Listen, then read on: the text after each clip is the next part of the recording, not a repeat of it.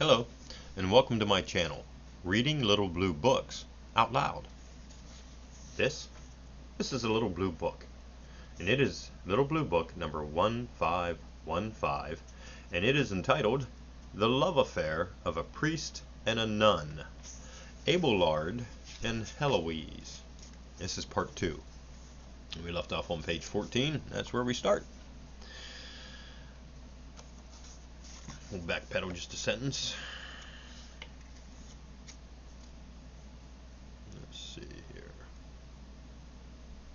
Oh, these pages can be hard to turn. Okay, let's see.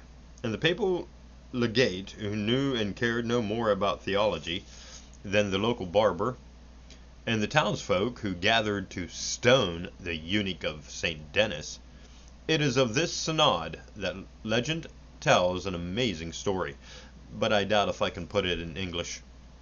"Do you condemn?" asked the president. "We condemn," said the sonorous voice. Now in Latin it is condemnus, yeah. And the last part of that word, nemus, means we are swimming. And the story is that most of the bishops and abbots, feeling drowsy with wine, caught only the namus and repeated it. They were all swimming.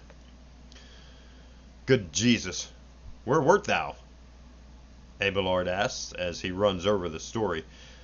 But how he began teaching once more and turned a wilderness into a town, and how the persecutor still raged and he fled to Brittany, do not belong here. The touching story of the calamities was copied and circulated in France, and someone sent a copy to Heloise, who is now the prioress of the greatest nunnery at Argenteuil. Abelard had insisted that he should become a nun. Oh, that she should become a nun. Boy, that was a little strange there. Abelard insisted that she should become a nun before he became a monk, and unfortunately she consented. It was the rule of the time that a man's wife must enter a nunnery if he wanted to enter a monastery. He sketches lightly the last scene at which he must have been present, and I doubt if there were ever in history so strange a ceremony of profession.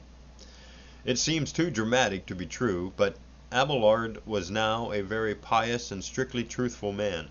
Friends clung to Heloise in the chapel and begged her not to make the terrible sacrifice. They all wept and sobbed together. It seems incredible, but Abelard assures us that the girl mother broke from them and recited aloud a few lines of the pagan poet Lucan that came to her memory. "O spouse most great, O thou whose bed my merit could not share, how hath an evil fortune wrought this wrong? O thy dear head, why, hapless did I wed? If this the fruit that my affection bore, behold the penalty I now embrace for thy sweet sake." So, with Lucan on her lips, instead of Paul, her eyes streaming with tears, she walked to the altar, took the black veil from it, and wrapped her life in it. What a woman she would have been if she had lived in our day! And this was only the first of her calamities. The gay Abbot Adam at St. Denis died, and was replaced by the severe Abbot Sager. And the new abbot discovered, he says, the foul enormity of the life of the nuns at Argenteuil, and he got them evicted, and annexed the building and estates of St. Denis. Abelard then had the building and estate he had created by his teaching in the country before he went to Brittany, transferred to Heloise, and there, for the rest of her years, she was the highly respected abbess of the reasonably strict nunnery, with the austere and devitalized Abelard as spiritual director. Abbess Heloise, in her distant convent of the Parchelet, gets a copy of Abelard's letter. He had not only not sent it to her, but he had. She complains not written a line to her since. She She complains, not written a line to her since he had parted from her in the conventual chapel more than 10 years earlier. One sees from this the utter absurdity of translations of the letters, which make Abelard say in his first letter, Ah, Philintus, does not thy love of Heloise yet burn in my heart? I have not yet triumphed over that unhappy passion. In the midst of my retirement I sigh, I weep, I pine, I speak the dear name of Heloise, and delight to hear the sound. It is exactly the opposite of what Abelard says about his sin. But Heloise does not seem to have realized how completely transformed he was, and she sent off a letter to him in distant Brittany. This is the letter which Pope professes to give in English verse, but one ought rather to say that his poem is founded on certain passages of the letter of Heloise. It is probable that Pope never saw the Latin originals of the letter, and in his time every library had one or more of the supposed translations. The passages in question are certainly remarkable, and I will translate them directly from the Latin, but I would give a word of warning. It was an age of rhetoric, and the letters of Heloise are often not spontaneous outpourings in the language she spoke every hour, but rhetorical compositions in Latin. She knew the language perfectly. She writes, in my opinion, a better Latin than Abelard and most other writers of his time. That her heart spoke also, you will not doubt for a moment when I reproduce the more emotional passages. But although men like Pope and the French writers of the 18th century could easily take every word literally, no one who reads the original will fail to perceive that Heloise is compiling an elegant Latin letter to send to a great scholar, and the way in which her real sentiments break out at times through the formal composition is very interesting. She complains that Abelard writes to others and not to her. She became a nun only in obedience to him, to prove that she was his body and soul. She thought of nothing in the world but him. When she married him, she did not seek a dowry or even pleasures. She wanted not marriage, but him. And though the name of wife seems holier and more approved, yet the name of friend may, if it anger you not, of concubine or whore, was always sweeter to me. Thus, in humiliating myself the more for you, I should find greater favor in your sight, and should do less harm to the glory of your reputation. This is the language which enables the romanticist to turn the whole letter into an erotic epistle. Yet over and over again Heloise protests that it is not lust, as she calls it, or the sexual pleasure itself, which she sought. She rarely used even the word love. She is not at all consistent, as we shall see. But in the main she insists that it is union with the brilliant and famous Abelard that she prizes above all things. To me, the significant and interesting thing is just that she is not a passionate woman defying the law of the church in her thirst for sexual pleasure, but a woman who, while cordially accepting sex and love as part of the union, and even at times recalling their joy with obvious delight, very deliberately would control her own life without regard for received canons of conduct. She takes up at once the long passage in this letter in which he tells his friends how she argued against marriage and wanted to remain his mistress. Does the lady abbess of 30, the friend of pious bishops and guardian of the virtue of a community of nuns, blush to read of her early wickedness? Not in the least. Abelard, she says, has not given her arguments in full. You have omitted some in which I preferred love to marriage, liberty to a chain. I call God to witness that if Augustus, the emperor of the whole world, were to offer me marriage and a promise that I should rule the world forever, I should find it dearer and nobler to be your mistress than his empress. For a man is not the better because he is strong or rich. That is the matter of fortune. not virtue. She reminds him how proud she was that the great master belonged to her, and his songs made men speak of her everywhere. All the women of Paris were eager for him, but he chose her. And it was she, not her body merely, that he sought, people had said. It was desire, not friendship, that linked you to me, and a door of lust, not love. She denies it, and wants him to write and deny it. It is true that when he could no longer have casual pleasure with her, he deserted her. Wait. It is true that when he could no longer have casual pleasure with her, he deserted her? That, she says, is not merely an idea that occurs to her, it is what people are saying. She is quite clearly trying to get a love letter from him. Remember, she says, that it was no sentiment of religion, but merely your command that compelled me to embrace the rigor of the monistic life. She expects no reward from God, and she did not do it to please him, she reminds him.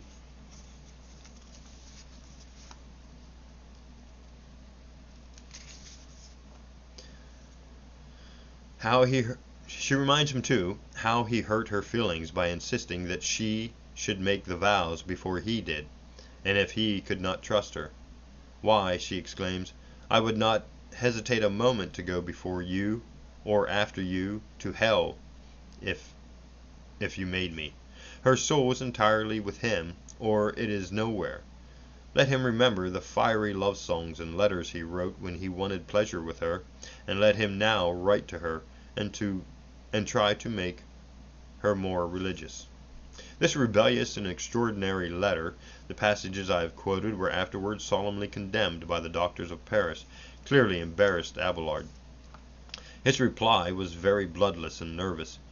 He had not written to her, he explained, because he was unaware that she needed spiritual consolation or exhortation. He thought that she was quite happy in her religious world. She must give him some idea of the way in which he can counsel her.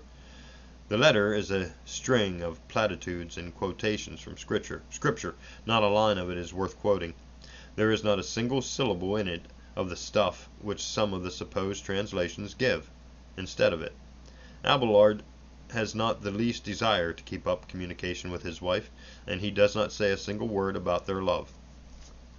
In the end, it is true, he says that if his monks succeed in killing him, as they are still trying to do, he trusts that Heloise will see that his body is brought to the Paraclete and buried in her cemetery. But even here, he is careful to explain that it is because the spot, his old school, is dear to him, not that his body may be near to her, as the Romanticists say. Heloise was just as obviously disappointed, but she made one more effort. He had written to his beloved sister, she replies to the one beloved after Christ, and scolds him for marking the letter to Heloise from Abelard, thus putting her name before his. As to the words about his death and burial, oh dearest, how could you conceive such a thing? How say it? She prays the Lord that he will take her from the world first. She is the most miserable and unfortunate of all women, and she is hopelessly puzzled by the fact that they were so happy when they were sinful and smitten by the hand of the Lord only when they entered upon the respectable marriage. As long as we enjoyed the pleasure of our love, if I may use a more expressive but shameful word, of our fornication, the divine severity spared us. But when we turned the illicit into licit, when we covered the shame of fornication with the devout veil of marriage, the anger of the Lord made his hand heavy against us. He would not endure this stainless bed, though he had so long tolerated the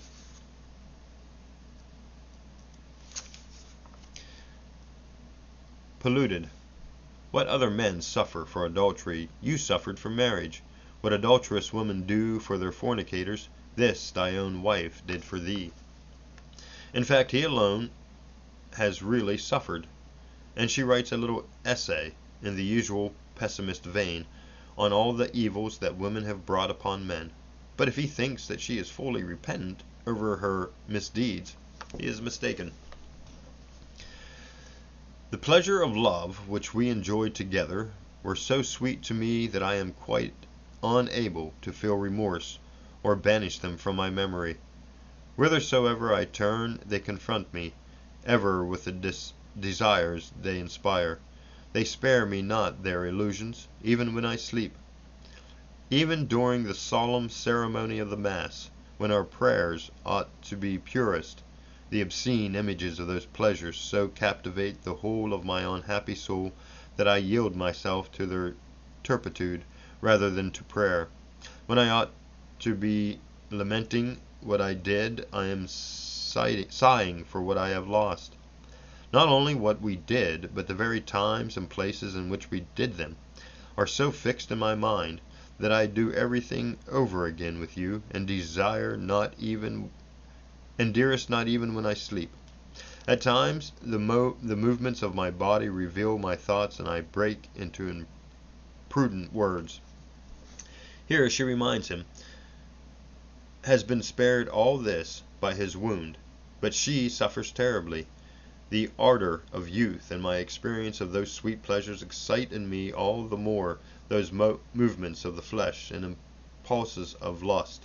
People call her chaste only because they do not know her hypocrisy. She abstains in body, but not in soul. She thinks of nothing but Abelard. God knows that in every act of my life I fear to offend thee rather than him. I desire to please thee rather than him. If Abelard imagines that she is happy and submissive, he does not know her. She is a hypocrite. He must not talk about her goodness and virtue, for it would be a lie. And not so much talk, please, about a heavenly crown. I don't want the crown of victory, she exclaims. In whatever corner of heaven God puts me, I shall be content. She wrote the pious abbess of 30 to the austere abbot of 40 in the 13th century, and it is impossible for any romanticist to improve on such a passage as this. I have said that the heart of the poor woman breaks at times through the formal rhetoric, and we certainly recognize it here. It is difficult to understand her mind, perhaps impossible for us of a very different age to understand it. But the romantic versions of the letters are wrong in their way. They just represent Heloise as one of the loose abbesses of the time, who yields to her sentiments and flies to the confessional to avoid the unpleasant consequences. Heloise remembers in her most rebellious moments what the law of the Church is. To understand her, one has to remember the terrible pressure of belief in her age. One feels at times that her mind is not far from a sentiment of general skepticism about religion. Oh, if I dared but call God cruel to me, she says, and again, how can I appease God when I am always accusing him of the deepest cruelty for this affliction? Such language would be quite impossible to a mind that believed without wavering. Yet in a world where not a single man or woman ever entertained the slightest doubt about the truth of religion, it was impossible for her to go further. On the other hand, the romantic view of her is wrong in the sense that, at least when she found her little Abelard now cared about her, she would, if they correctly represent her, not have checked her desires at all. She had been quite familiar all her life with irregularities in nunneries, lax convents. The writers of the time say, were then more numerous than strict convents. Bailly and other French writers are so impressed by the violence and freedom of the language that they do not believe her own assurance that she is chaste, at least in body. But that is clearly a false interpretation. The woman who thus bears her soul so boldly is not the kind of woman who would, at the very time when she is accusing herself of hypocrisy of spirit, go out of her way to claim chastity of body, if it were not true. In fact, no writer of the time, though the enemies of Abelard would soon have accused her, charges her on her convent with irregular conduct. The abbot of Cluny a strict prelate, corresponded most respectably with her, and even the arch-Puritan St. Bernard wrote her. We may take it that they never read the volcanic passages of her letters. It was not until a century later that they were made public.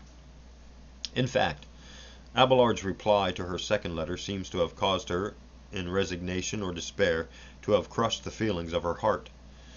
To the spouse of Christ from the servant of God is the subscription, and the letter is a frigid, dialectical attempt to change her mind. He justifies pedantically the title of his last letter, and at great length and morbidity he proves that it was quite proper for him to talk to her about his death and burial. Thirdly, he says, we come to our old and perpetual quarrel. He gives her cold logic for her heart cries against Providence.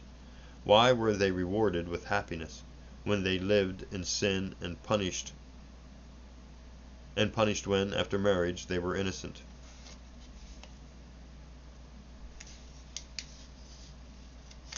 It is quite easy. They were not innocent. Does she not remember that occasion when he visited her at Argenteuil, and what they did in the corner of the refectory of the convent? They defiled the holy house. Also, when he took her away to his sister's house in the disguise of a nun and desecrated holy things. He goes from bad to worse, and it is a curious fact that one of the heresies found in his work at the second trial was that he found the conjugal relations of married folk not quite free from the taint of sin. They have not been punished at all, he says.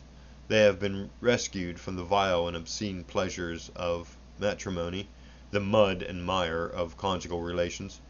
That wound of his, which she deplores as a chastisement, was intended only to remove the root of all the vice and sordidness from me and make me fitter for the service of the altar.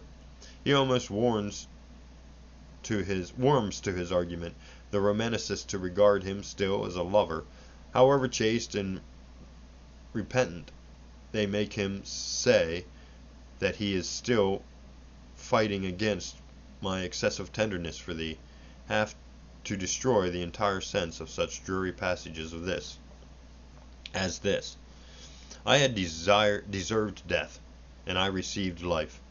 Do thou then unite with me in thanksgiving, my inseparable companion, who hast shared both my sin and my reward. For if thou hadst not been joined to me in matrimony, it might easily have happened that thou wouldst have remained in the world. Oh, how dread a loss, how lamentable and evil it had been, if in the seeking of carnal pleasure thou hast borne a few children in pain to the world, whereas thou now bearest so great a progeny with joy to heaven. Christ is thy true lover, not I. All that I sought in thee was the satisfaction of my miserable pleasure. This ended the love letters of Heloise. There was as much chance of squeezing blood out of one of the stones of her convent as out of the heart of Abelard.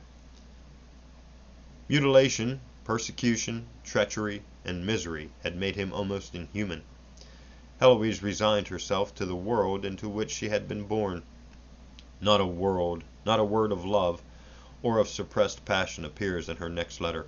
She cannot change his nature, she says, but just as one nail is driven out by another, so it is with the thoughts. She is going to occupy herself with other matters. Will Abelard tell her, for instance, what was the origin and early history of the monarchism? Will he write a new rule of life for her and her sisters?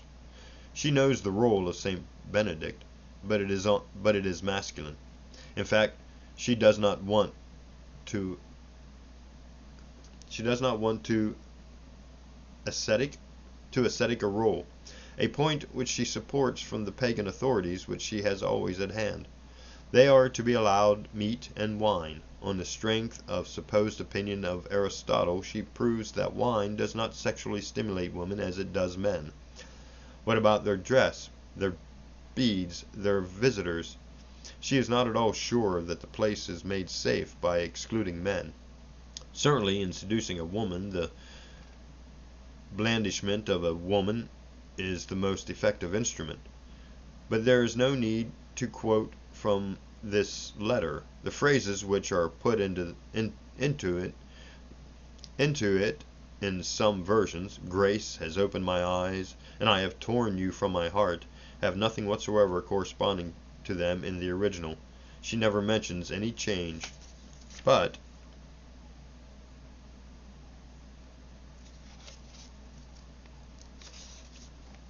within limits. She is now going to play the game and be a real nun. Since there is no alternative, Abelard composed a rule for her and her sisters, and to some extent it took into account her wishes about being moderate in asceticism, or rather in avoiding asceticism. We have the manuscript of Abelard's rule, and at the end of it some other hand has written a shorter and more temperate rule. Probably this was done by Heloise. Later again she sent a list of 42 problems which occurred to her in connection with the Scriptures and religion. She had by no means entirely abandoned her skeptical tendency, and this is the last we hear of her. Abelard returned to the teaching world, and St. Bernard began the final attack and condemnation which broke his spirit. He died in a priory of the great and strict abbey of Cluny, in an atmosphere of profound piety, and the abbot of Cluny found, when Heloise asked him for the worn body, that the monks of this priory were so sternly bent on keeping the holy relics that he had to steal it by night and send it to Heloise. She died 21 years later, and legend has it that when they laid her body beside the bones of her husband, the skeleton miraculously opened his arms to receive her. When the modern age of criticism and disillusion opened, there were, of course, some who questioned the genuineness of the letters of Abelard and Heloise. But to doubt the genuineness of the letter of Abelard is extravagant, for the character of the man, just as we should expect it in the painful circumstances, is seen in every phrase and in the style of Abelard. Nor is there any serious question about the letters of Heloise. A personality of the most unusual and most intriguing character is revealed in them, and it is just the kind of personality which the description of Heloise and her arguments against marriage in Abelard's first letter would lead us to expect. At the most, we may admit that some of the more violent phrases I have quoted from Heloise may be interpolations, but the replies and arguments of Abelard imply that she really did write to him in that vein. There is a ring of sincerity in just those sentences. It was a letter-writing age, and some of the passages are formally elaborated, but these ejaculations of a heart that is oppressed by the duality of life, the impulse and the law, the fair promise of nature and the cause of fate, are unmistakable. The real interest of the letters has merely been obscured by the parodies of them which have circulated since the 16th century. Pope clearly had an entirely false idea of Heloise in his mind, an idea which was partially due to free translation, but also to his misconception of the sort of life that Heloise and her nuns would lead. There were no deep solitudes and awful cells at the Porculate, no relentless whales or rugged rocks which holy knees have worn. To the end, Heloise refused to be ascetic. She insisted that many had, like herself, not been attracted to the conventual life by love of it, and she was going to have them fairly comfortable. Yet the psychology of the woman is so peculiar that Pope is nearest the truth when he himself probably thought his verse a very free rendering. His contemporaries, at least, must have smiled when he makes the Lady Abbess say, "Should at my feet the world's greatest masters fall, himself, his throne, his world, I'd scorn 'em all. Not Caesar's empress would I design to prove, no, make me mistress to the man I love. If there be yet another name more free, more fond than mistress, make me that to thee. Yet this is an almost literal poetic translation of what Heloise actually said. I repeat that the only explanation is that she was born to be a great rebel, if not a great woman, but she was born 7 centuries too early. Naturally, I also here am speaking poetically. One does not bring into the world the endowment of a rebel beyond certain peculiarities of nerve and temperament. But most of my readers will know from my historical work what there was in the intellectual environment of the 20th century that inspired the rebellions of Abelard and Heloise. The name of their boy, Astrolabe, clearly indicates it. The spirit of the Moors and the Saracens, which was just now beginning to awaken Europe from its barbarism. In his first letter, Abelard expressly says that he was tempted to fly from Christendom and live among these enemies of Christ.